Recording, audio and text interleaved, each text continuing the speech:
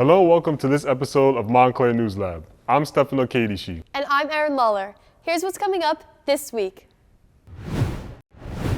First, a look at how residents of Newark's Ironbound district are fighting back against environmental racism.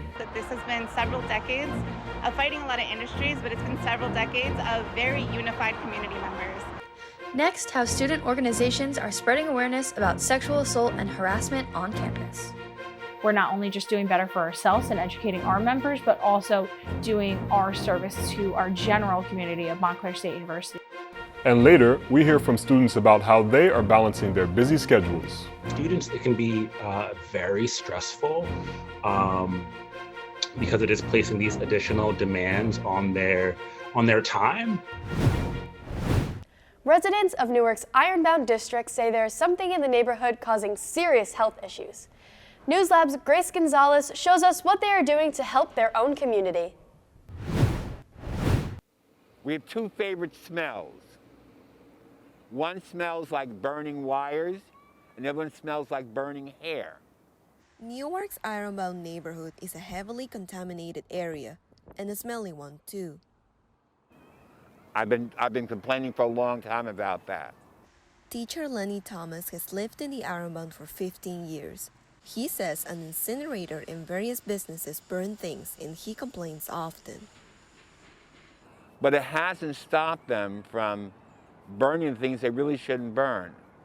The Ironbound is only 4 square miles with about 50,000 residents.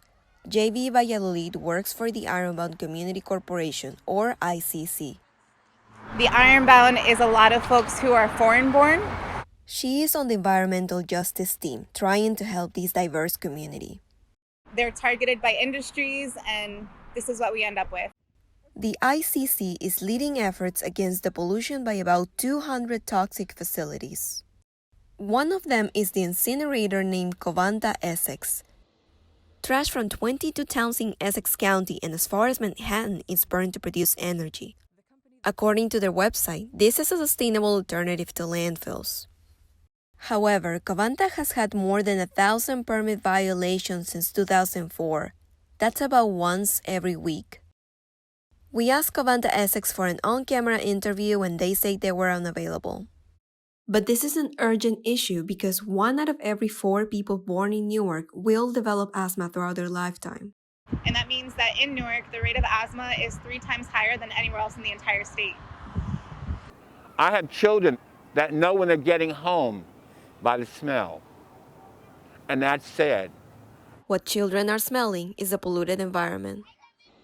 This incinerator, like many others, emits chemicals like arsenic, mercury, and particulate matter 2.5. Studies show these are linked to asthma and COVID-19 mortality rates. The Ironbound is actually zoned to house these facilities. From incinerators and a factory that melts animal parts to one of the largest sewage plants in the country, these are responsible for the air, soil, and water contamination.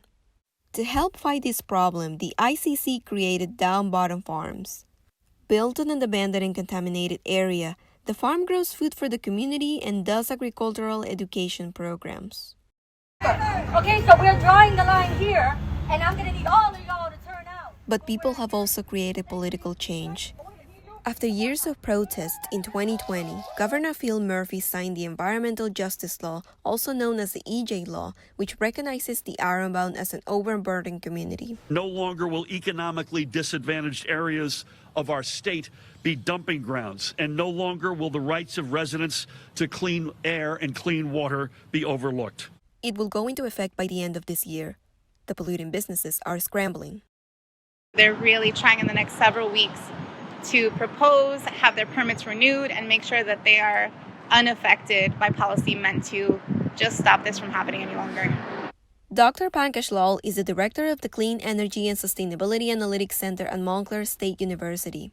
He agrees communities must be at the forefront of change. When you think about sustainability, you have to think about 3 competing factors. The environmental factor is one piece of it. It has to be economically feasible as well as community-wise acceptable, socially acceptable. So if all the 3 work together, then you can say it's a sustainable solution. For Lenny, it seems like the fight will never be over.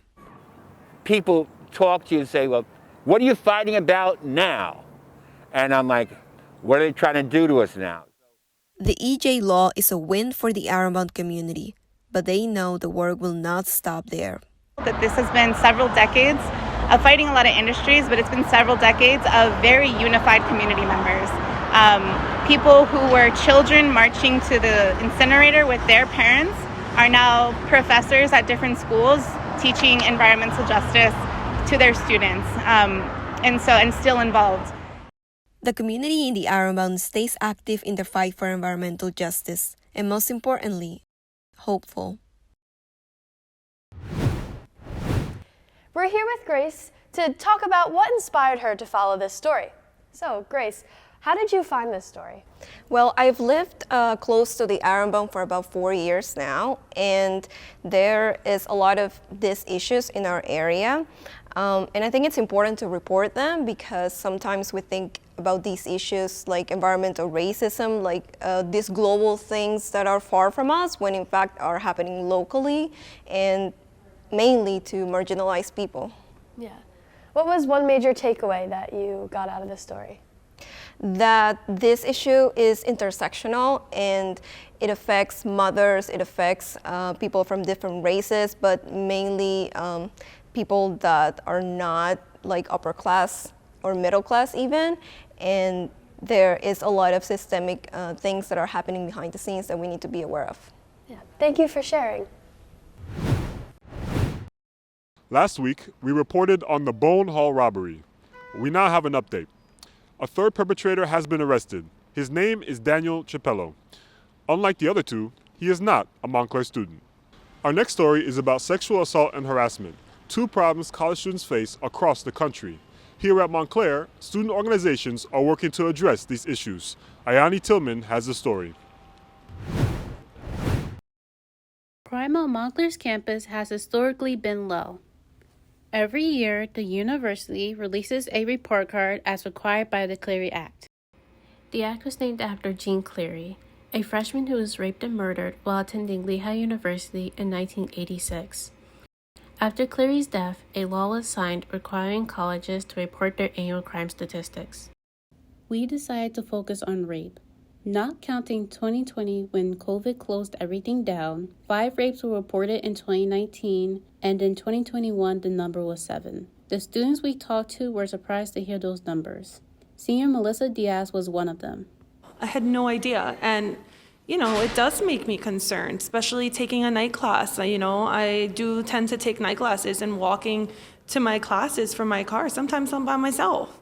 So that makes me open my eyes to maybe being better prepared, safer, maybe pepper spray. I had no idea. I'm shocked. Student organizations are mobilizing to combat this increase. Cameron Wade is the executive president of Greek Life at Montclair State. Really important for us to be setting a really good tone by hosting leadership workshops like this, by also just making sure that we're taking the time to educate ourselves as members of this community. Historically, Greek Life hasn't had a positive track record in terms of dealing with sexual assault and harassment.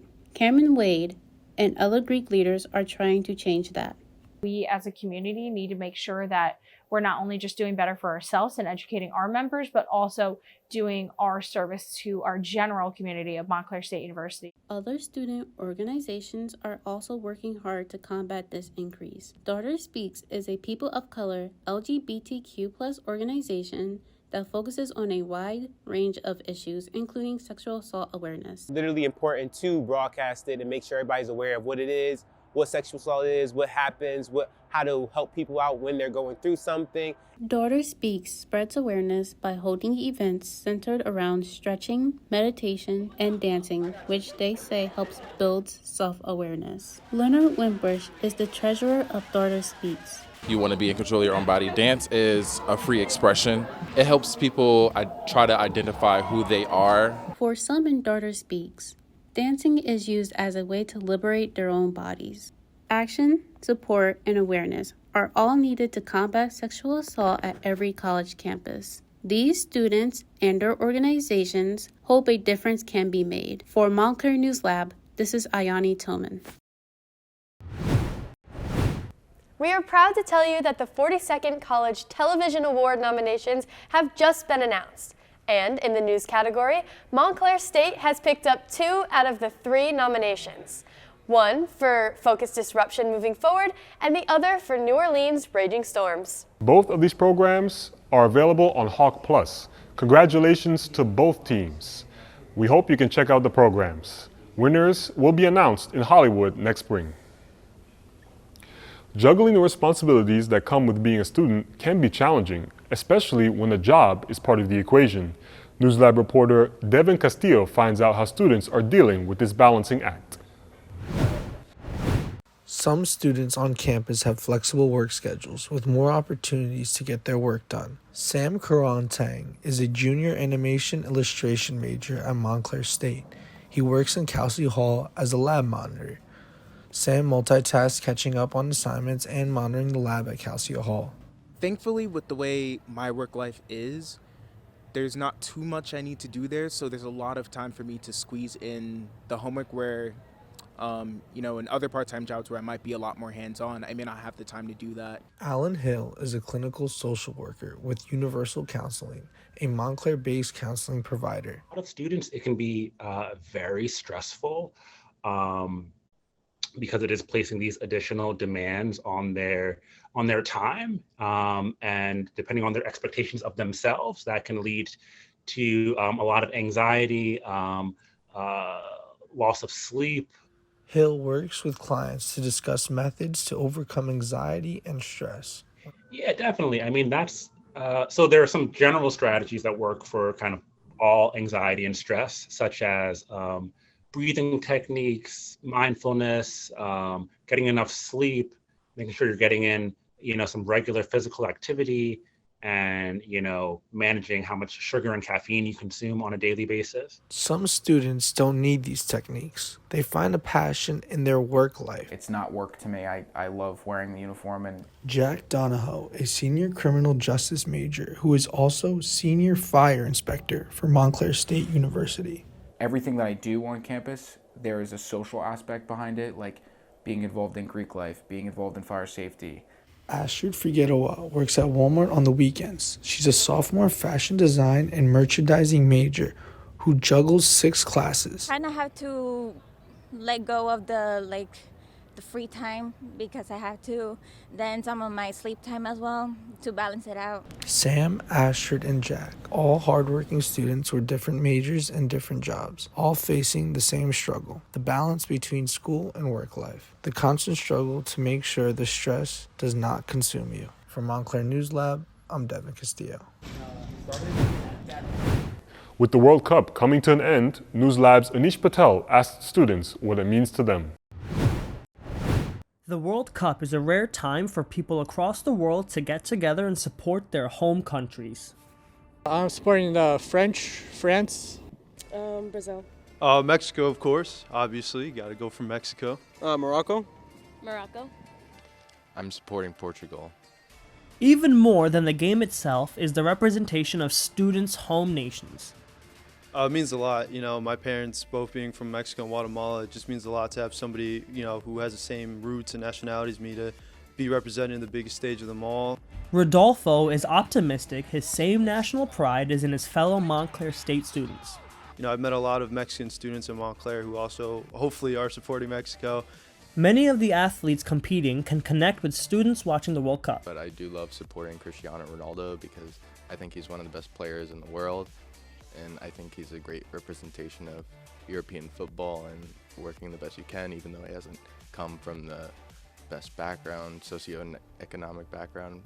The World Cup leaves an impression on the students that tune in. I feel like it's a great experience. Portugal, they got a great squad, and I like having them going so far in hopes of winning the World Cup this year.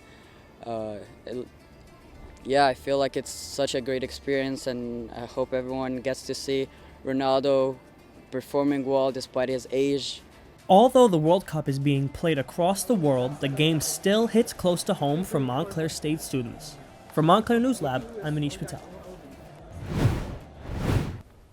That's all for this week's episode of Montclair News Lab. I'm Stefano Cadici. And I'm Erin Lawler. See you next time.